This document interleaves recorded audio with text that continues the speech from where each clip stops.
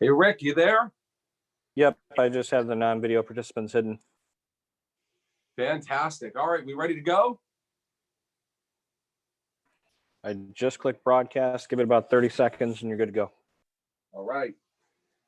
All right, everybody, good evening. We're going to be starting in just a few seconds here. Thanks for being on 14-day challenge, 14-day challenge, day 7. We are halfway through. Can you believe it already? Just a few seconds to get everybody on. Thanks for being on. All right, all right, all right. Well, good evening, everybody. Thanks for being on. I'll tell you what, this is a heck of a work from home office out here, 70 degrees and beautiful out in incredible Siesta Key, and having so much fun with you guys on the 14-day challenge. Why do we do this? We wanted to give people at a time of great uncertainty, a time of great upheaval, some certainty, some focus, something they can do every night at the same time to get better, to take action, to move forward, to take new ground. When everybody else is backing up, we're moving forward. When everybody else is shutting down, we're starting up. When everybody else is thinking small, we're thinking big. When everybody else is acting scared, we're acting large. And I just want to congratulate you guys. Halfway through, we've gone over so much incredible stuff. We talked about 2xing your income producing activity, your impact producing activity. We talked about going live to change lives for 14 days, start building your audience, start building your brand, start learning how to put yourself out there and to populate the online real estate. Because as people back off, as people slow down, there's real estate online for the taking, number one. Number two is that there's this huge influx as people get locked down, they're home from work, kids are home from school. There's this huge influx of viewership.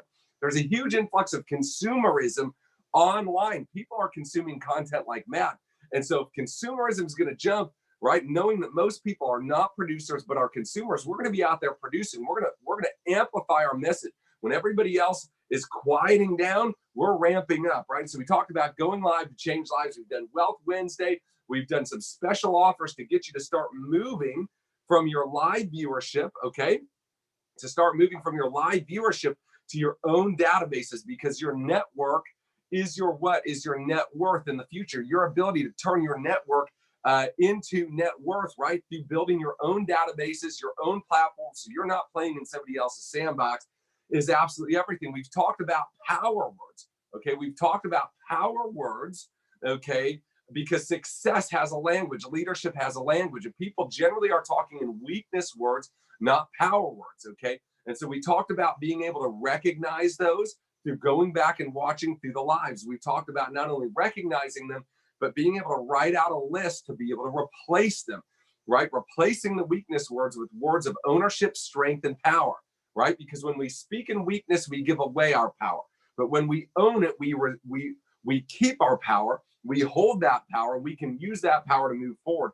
And so we talked about recognize, okay, replace, and repeat. We talked about some of the ideas to be able to repeat and move those words from thoughts into beliefs to allow the beliefs to naturally create our action, right? If we don't believe we can, we won't. And so we need to change our words, because our words are creating our world, right? We need to learn the language of success and leave the language of mediocrity behind. And so we started talking a little bit about yesterday posture. So power words are what you're saying. It's the words you're actually saying. It's the meaning with which your verbal communication works. Okay, posture is the nonverbal side of communication. We talked about posture is your demeanor. It's kind of this primitive, instinctive, nonverbal communication system. And this is where we start to get into a lot of the nuance. But folks, the devil's in the details. You've heard that before, right? And a lot of people who are out there doing most of the things right, but still not winning, you can look back at things like posture as being one of the key things that's holding people back, because we simply don't know what we don't know. And so I've encouraged you to go back and watch your lives, listening for weakness words, but also watching for some of the things you're doing as it comes to posture and posturing that are maybe a little different than you would think. You're like, gosh, I didn't know I looked that way. I didn't know I sounded that way. And so we talked about the 3 sorts of postures that we have. We have physical posture, right? our body language, head up high, eye contact, shoulders back, good handshake, dressing appropriately. We have some physical posture, right? People's first impression of us. We talked about mental posturing when we're in an engagement with somebody, when I could flip over and see all the participants, right? And some of you probably like this, and some of you probably have walked off of the screen and you're out in the kitchen getting something, right? And some of you are there taking notes on the edge of your seat. And I could do a screenshot of everybody's screen right now, and I could tell you without knowing hardly anything about you, here's somebody who's going to win. Here's somebody who's struggling to win. Here's somebody that's got a lot of work before they win. I don't need to hear you. I don't need to know anything about you, but I can tell by your mental posture and how attentive are you to what's going on, right? And so many times we find ourselves guilty of sitting in a conversation. We're not even listening to the person because our mental posture is somebody else. You got to be the most alert, attentive person in that room. You got to be known for being engaged and engaging, okay? And then emotional posturing is not allowing other people or circumstances to take our power, to get us out of control. And so we're going to pick up there part 2 of posture tonight. We're going to pick this up, okay? Because I want you to understand this, okay?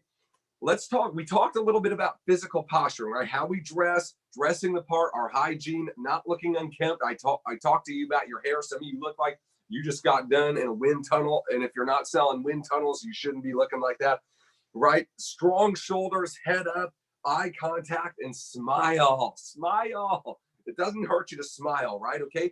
And to be moving quickly, right? Walking quickly, talking quickly, not like micro machines quickly, where you drive people crazy, but just notice if I just slow down my pace of speech just a little bit, how I have completely changed the demeanor in which you are receiving me as being, right? But when I talk normal, when I'm talking at a reasonably quick pace, people say this person's going somewhere, this person has something to say, and they want to follow. So let's move now into the the mental posture. Okay, so we talked about paying attention. Let me give you a couple of tips to engage, okay, and to become a great conversationalist, great at remembering people's names, great at remembering details, great at being able to connect with what that person's motivations are, okay? And that is to this, okay? Be attentive, ask questions, and give responses, okay? So let's start with giving responses. So you're in a conversation and you want to be able to, whenever possible, not interrupting, but just giving a response, saying, wow, that's incredible. That's so interesting. Tell me more about that. How did you learn that? Wow. Are you kidding me? Right? And you're responding. And what's happening is the person is hitting the ball to you. The person is hitting the ball to you. Okay. And most of us just let it bounce off our head and fall down because we're playing on our phone. We're thinking about what we need to eat for dinner tomorrow, XYZ, right? Okay. You need to be engaged with them and responding to them. So we're going to practice being responsive. One of the things that I like to say to people that I learned from Skill with People by Les Giblin is to agree with people whenever possible. One of my favorite responses, okay, and feel free to steal this, is I agree. Oh, I agree with you there. Absolutely. Oh, I agree. Yeah, I agree. Anytime they're saying something that I can agree with, I'm going to try to agree with that, and I'm going to try to verbalize. I'm not just going to agree in my head. That didn't help them understand me as being engaged and my mental posture as being sharp. Okay, so I'm gonna agree. I'm gonna respond, right? And I'm gonna be a much better conversationalist, even though the conversation is probably about them, which is their favorite subject. Okay, I want the conversation to move, and I want people to see me as engaging. And guys, listen, for me, this is a big deal because I'm a hard A-type personality. I'm go, go, go, go, go, right? I would walk away from you in the middle of the conversation. Talk about terrible mental posture, right? If people knew I was busy, they knew I was going somewhere, but they didn't like me because I didn't make them feel special. I didn't make them feel valued. I didn't make them feel important. I had to slow down and pay attention to what they're saying. I had to remember they have a sign on their chest saying, make me feel special, right? Make me feel special. And I had to remember that. And then I had to slow down and engage with them and actually listen to what they're saying. It's amazing what you'll learn about people and their motivations, what's motivating them, what sort of personality type they are when you're actually mentally engaged and your mental posture is strong. So many of you, your mental posture is weak. You're not really paying attention and you're not reading your prospect, you're not reading your client, you're not reading your sales team, you're not reading the lawyer on the other end of the table in the merger and acquisition, you're not reading that correctly because you're not paying attention to be able to read it. So you need to be responding and you need to be asking questions, right? What I like to do is draw that out. Hey, tell me a little bit more about that. Now, how did you learn that? Now, have you always been great at that? How long have you been doing that? What did it take you to become great at what you're doing now? Oh man, what's the favorite thing about what you do right now? What do you guys like to do for fun? Where do you like to go? What sort of food do you like? And I want to ask people about their favorite subject, which is them. Okay, guys, this is going to put you at a completely different level, when it comes to communication. And folks, communication is key right now, right? The world is going nuts out there. There's headlines everywhere. There's information flow like crazy. Okay, there's broadcasting everywhere. Broadcast is outbound and everybody receives. There's very little conversation. Let me say that again. There's broadcasting everywhere. There's very little conversation. And so for you to be able to engage in conversation, folks are going to give you the ammunition you need to help them help you try to get where you're both going, whether that's doing a big deal, okay? Whether it's doing a big deal, whether it's getting getting a new teammate, they're going to tell you everything you need if you'll just listen, right? We have 2 ears and 1 mouth for a reason. It's because we want to be able to engage in mental posture and have a strong, firm mental posture. I'm here, I'm in the moment, I'm live with you, I'm interested, I'm engaged, I'm asking questions and I'm responding. And the engagement and the reciprocity and the amount of production you're going to be able to do when you're engaging with people like this, guys, listen, especially online and over Zooms in any way that you're going to be meeting people right now. When the human factor isn't there, it's really easy to get distracted, right? The phone rings, this is happening, that's happening, the kids screaming in the background. Now is even more important that you learn this skill, you master it, okay? Okay, the third sort of posture is emotional posture. It's emotional posture. And that's really best described as keeping control of your emotion. Keeping control of your emotion. This can be a wide range of emotions. When somebody says no to you, right? Or maybe you put a lot of time in working on a deal and then they just change their mind or they stop picking up the phone. They just ghost you. They go dark. And it's like, man, you want to get down, you're hurt. You're like, man, I put so much time. I spent all these hours working on this. You want to be upset. You want to be offended. You want to be hurt. You want to be down. Okay. That is a weak emotional posture. It's like somebody physically slouched down and down. Now your emotional posture's got to be up, right? You got to seek to be unoffendable. You got to seek to be unoffendable. So it's control of your emotion. It might be anger. Somebody cuts you off. Somebody does you bad in a business deal. Somebody's lying on you or posting negative things on your live. Like, man, you look like a complete idiot and you should stop doing that. Okay. And anger comes up on the inside of you. And if you're not careful, you'll let the anger get the best of you. It'll overcome your rational sense and you'll say something that you regret. You'll do something you'll regret. Do you know how many times I've seen people, especially in the people business, have high emotion interactions with people, and they just absolutely lose their emotional posture. They lose their cool. They say things they regret, and they make permanent decisions based on temporary emotions. And folks, feelings are liars. They change like the winds. You should not be following them. Okay, so maybe it's anger. It could be fear. Many people have their emotional posture right now is not just low, it's negative. And fear is gripping them. Every time there's a press conference, a breaking news story, this is happening in Italy, and they're fearful and they can't act. They lose control over what they can control because they gave away their power, they gave away their fear by not being a strong, focused, solid emotional posture. Right? Does this kind of make sense to you? So it might be anger, could be fear. Guys, it can be lust. There are so many people that ruin relationships out of a temporary emotion, a temporary feeling, because their emotional posture is low. They're not strong in that area. Okay, so listen, when you are offended, when you give way to fear, Okay. When your emotion gets the best of you, somebody else or something else now controls you. Something else or somebody else now controls you. But folks, if you don't think that's happening right now like crazy, you better believe it. You understand the media, the government, people's employers, the news feeds on Facebook are in total control of most of the population right now. They can post something that's not even true on Facebook. It spreads across digitally, and people jumping off of buildings and getting all the guns out, right? And it could be totally false, but they're controlling because they've given their emotional posture, the responsibility for the emotional posture, over to somebody else. Okay. We've got to understand that such a thing as emotional posture exists. And then we need to understand that it's our responsibility as a leader, no matter what you're leading, to be in control of our emotional posture and to not give that control to somebody or something else. Because when it's in our control, we maintain direction of our words, our actions, our emotion.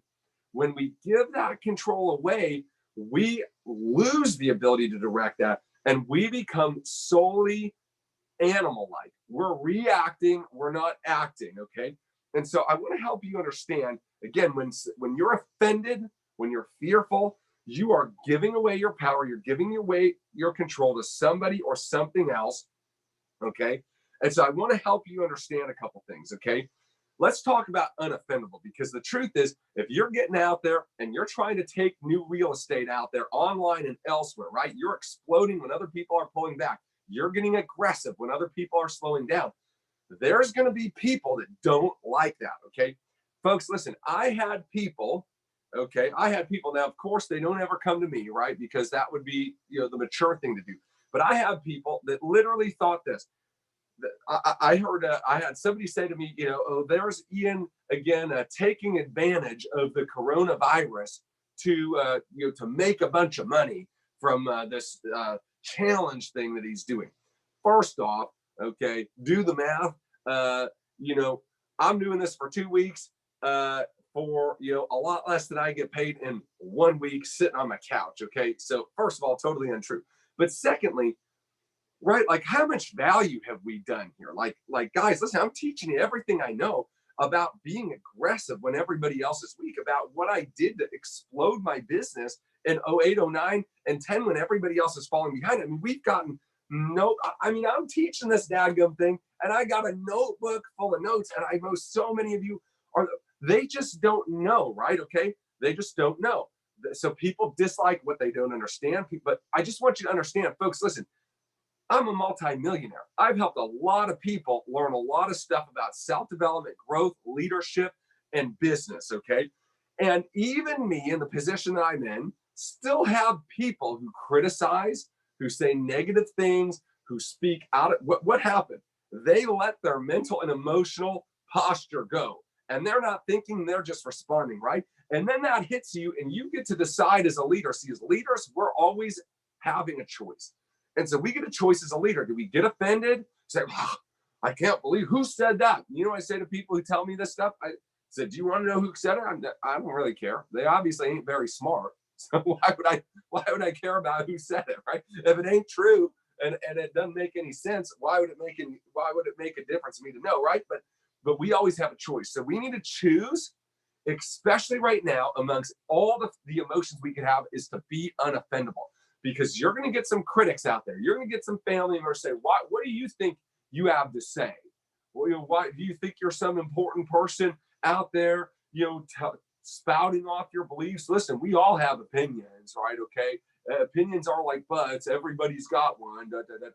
Okay. And there's going to be people criticizing you, hating on you. Folks, you got to understand that's par for the course for leadership. If you're not getting hated on, if you don't have people criticizing you, taking shots at you, you're not playing big enough. End of story. Okay. But just as they have a right to criticize, try to offend you, poke fun at you, you have the right to be unoffendable. Folks, I want you to join me tonight in being completely unoffendable. Completely unoffendable. Folks, it is harder than heck to be able to offend me. You could come to me and say, man, you're the ugliest guy I ever seen. You're double dumb. And man, you look like somebody hits you in the face with the frying pan and your content is total rubbish and you can say all those things. You know what I'm saying? Wow, tell me more. Well, how did you learn that? I'm going to posture up on them, baby. I'm going to say, listen, man, I really appreciate your opinion. I guess everybody's entitled to them. All right, fantastic. But you become unoffendable. So understand this, that criticism is part of being visible. And as leaders, we're always going to be visible. That's part of leadership is being out in front. Okay, here's the second thing that I'll tell you. What people think they're going to use to hurt me, I'm like a jujitsu master, right? I take the negative momentum they threw at me and I spin it on them, right? And I use the things that people are saying to try to hurt me, discredit me, harm me, and I one up them. And I take what they're saying to me and I look for the grain of truth. Somebody taught me once early on in business, they said, Ian, you need to look for the grain of truth inside of every critique and criticism. Because almost no matter who's doing it, for whatever reason, they perceived you as A, B, C, or D, and you should look for the grain of truth. Now, you don't have to accept it. It doesn't need to go to your head or your heart, but you should look and say, is there anything that I could take from this criticism that would make me better? And what ends up happening is you take the bricks that other people throw at you and you build a house with it. Some of you build a mansion with it. Some of you will build an empire with the bricks that other people throw at you because they thought they were throwing them at you to hurt you. And you were just catching them saying, hey, thank you very much. Here's something else I learned about me. Hey, apparently people think this way. Hey, apparently I make people feel this way when I do this. And you start building up the bricks of your mansion, your empire. Okay. So your job, listen, is to understand that offense is part of the job. Okay. And to seek to understand and grow from every critic, okay?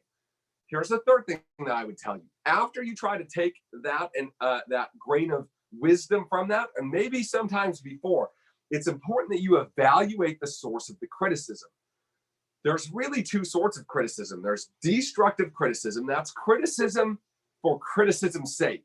There's no solution offered, okay? And there's really no basis for offering the solution. The person who's doing the criticism really doesn't have anything better in their mind to do. They don't have a solution. They're just telling you what's wrong. They don't really have the capacity or the experience to tell you what's right, okay? So that is destructive criticism. Constructive criticism is generally given to you by people who have considerable knowledge and experience in the field that they're criticizing you in. They are people who are criticizing you to construct you, to build you up, to say, hey, that's probably not the best way to do that, but here's a better way.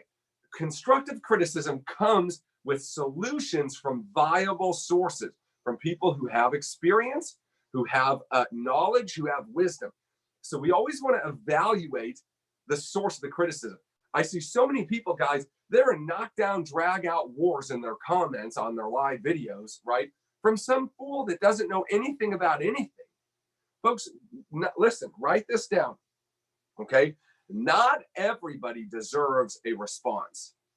Not everybody deserves a response. What I've learned a long time ago is if you don't have a track record of success in something that you're criticizing me on, and it seems to be kind of one-off, or you seem to be kind of one-off, that does not even warrant my response. I'm not going to try to defend myself to somebody who will never like me, no matter how hard I try to please them. Right? And some of you, I just gave you some permission to let go of some posture, some emotional posturing that's low. You're trying to, you're trying to appease people in your life. You're trying to please people in your life. And folks, you just got to let it go. Some people just aren't going to be for you, and that's okay. If they needed to be for you, they would be. Okay, so listen. We got to understand not everybody deserves a response. Now the people who criticize you, who know you best, okay, the people who criticize you that have a vested interest in you, the people who criticize you and offer feedback that have the track record to support it, you need to gain the wisdom from that, and you need to understand that that's a trusted source, and that can actually help you grow faster, okay? Here's the next thing I want you to understand, okay? Hurting people hurt people. I just don't understand why somebody would do that to me. I don't understand why somebody would say something so awful. I don't understand why somebody would say one thing and do another thing. Folks, hurting people do what? Hurting people hurt people. And folks, you just got to understand, when you get somebody on your live that's just going berserk over something you said that was totally benign, folks, hurting people hurt people. What can you do? Say a prayer for them. Lord, help this person find whatever it is they're looking for. You'll calm their spirit, give them a spirit of peace right now, put them at ease, and just pray for them, lift them up, right? Pray for your enemies.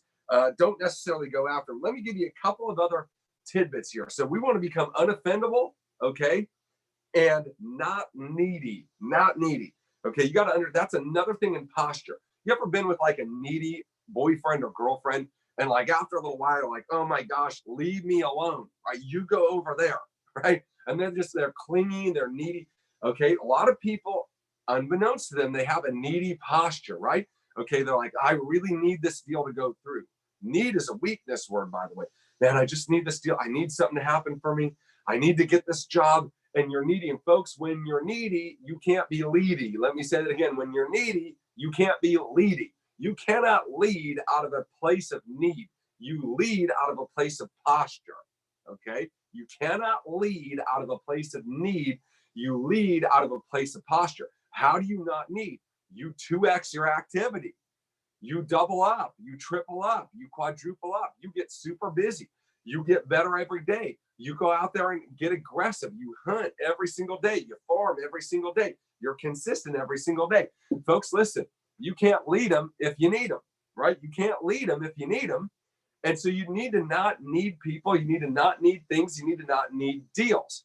Okay. And that way you can walk away. And folks, a takeaway is extremely important. The takeaway is probably the most aggressive form of posturing and emotional posturing there is, right? Where maybe you're in sales, right?